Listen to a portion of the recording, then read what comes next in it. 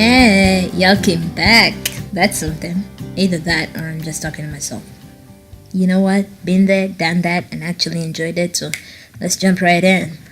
So we had a brief intro of this lunatic project in the last episode, and to my credit, I came clean and showed you just how crazy I am. Just, what level of crazy we're working with.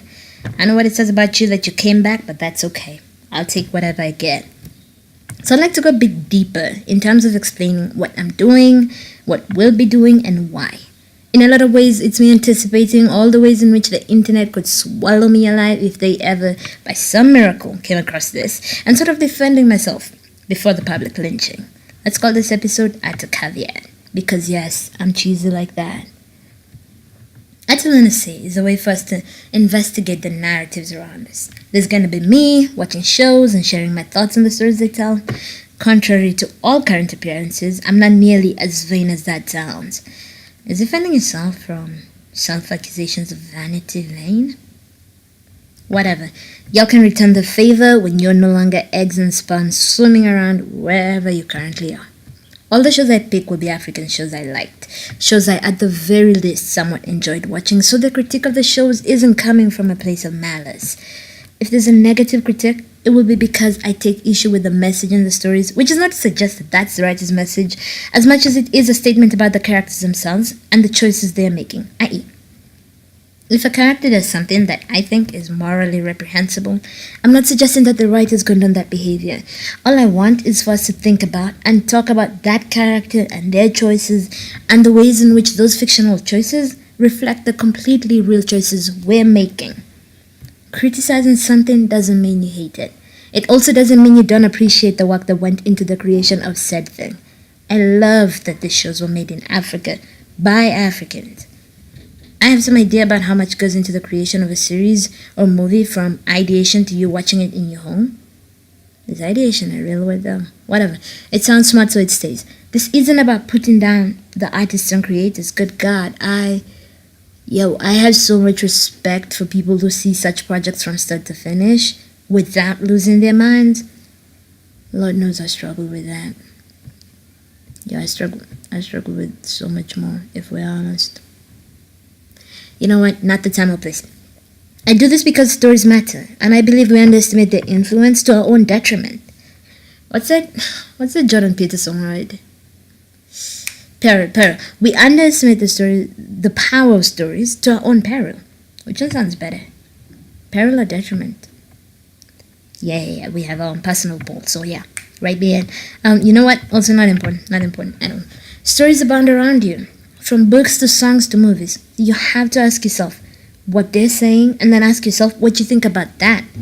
As a writer, I can't tell you how many times I've been at workshops and film classes where they kept emphasizing the fact that if you want to pass a message along or say something to people, what you need to do is go on ahead and put it on a billboard. Films are not about passing messages and saying things. And I always wondered how all these adults convince themselves that stories are just purely entertainment and nothing more. Have you heard of 1984 or Animal Farm? Stories matter, and they're more than just entertainment. Culture, which we're always told about, is a collection of stories about life and how we should live and how people before us lived. The Bible and other religious texts, whether or not you believe them to be true, are collections of stories that have hugely shaped our world and continue to shape how individuals live their lives and how nations are governed. The veracity of a story has no bearing whatsoever on the power it carries or contains. All a story needs is to be believed and we're off to the races. It doesn't have to be true, whatever true means. Here's the thing. You don't have to take my word for it, and really, you shouldn't. But you should at the very least think about the stories you're ingesting. So I'll tell you a story. It's personal story time. As a Christian, when NTV, some local TV station, started airing a TV series called Brothers and Sisters. I was a serious Christian too. We're talking cash once a week, church on Sunday, midweek service on Wednesday night, Bible study on Friday night, and trying to read my Bible and pray every day. One of the characters in the series, Brothers and Sisters, was a gay man, so the series had a major gay romance storyline. I remember at first being incredibly uncomfortable with the entire thing. I remember feeling really sorry for Kevin, who was the gay brother, because I believed his homosexuality to be a product of some psychological or emotional pain or trauma from when he was a kid. The Bible says homosexuality is an abomination. I believed it. And so I wasn't engaging with that whole gay thing. I wasn't touching it with a long pole. And then Scotty came into the scene, and y'all, I don't know when it happened, but I started rooting for Kevin and Scotty. They were so cute together. I started to wonder what exactly was so wrong with two consenting adults loving each other. But I'm smart. When I realized what was happening to me, I stopped watching that show. The devil ain't gonna get me like that. And in the words of Tupac, so I started researching homosexuality. I was like, you know what? If I'm going to be against it, if I'm going to stop watching one of my favorite TV shows because of this thing, I need to know why it's so wrong. I need to understand it beyond the Bible says so. I mean, I always believe that if the Bible says something is wrong, it's wrong for reasons that can be explained outside the Bible. I.e., lying is wrong, and not just because the Bible says it is, but also because it denies the other person the truth and actively misleads them, which could have dire consequences. So why was homosexuality so wrong? I decided I was going to do some research from both Christian and non-Christian perspectives. I said to myself, 2015 was going to be the year I finally answered the gay question, among others, like, I don't know, if you were born deaf, what language would you think in?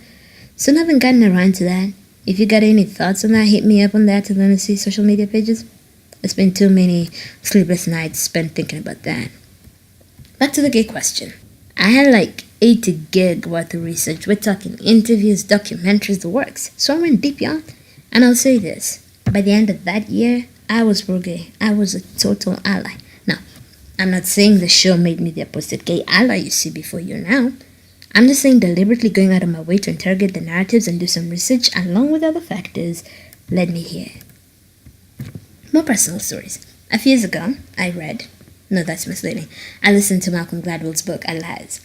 In it, he points out the flaws in our narratives about success. We talk about success as being this thing the individual does. You work hard, save, invest, all of that jazz. Then you're a success. But really, success is dependent on so much more than an individual's efforts. He talks about the tallest tree in the forest.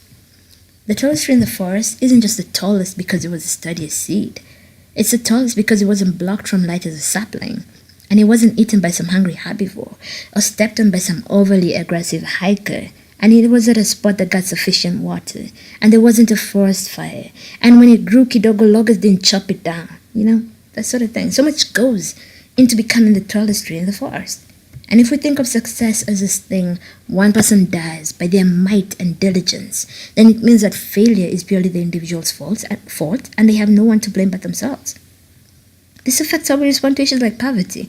If you're rich because you worked hard, then you're poor because you didn't, and that's on you. We don't owe you nothing. If we believe there's more to it than individual effort, or lack thereof, then our responses change significantly. The point is, kids, I believe stories matter. Interrogating the narratives around you matters. Don't just take things on authority, not even from me. I'd say take things on authority only from Noam Chomsky, but A, I'm afraid by the time you're in your teens, he'll be dead. What a sad, sad day for the world. And B, even he'd be like, no, not even he is to be taken on authority. Research is your friend, just as Noam Chomsky is mine. And contrary to what you may have heard, Google is not your friend. But we'll talk about that on a later episode. If you have questions, go deep. Think about all the stories around you and decide for yourself after deep thought what you believe, where you stand, and why. Interrogate what they have to say about the human condition, and yes, I've always wanted to say human condition. Articulate those things for yourself. I once heard Ashton Kutcher say to a group of kids, not that I make it a habit to take life advice from Ashton Kutcher, he said, everything around you was made by people just like you. And he's right. There's always an underlying assumption that the ideas we found are rock solid with no problematic areas in them.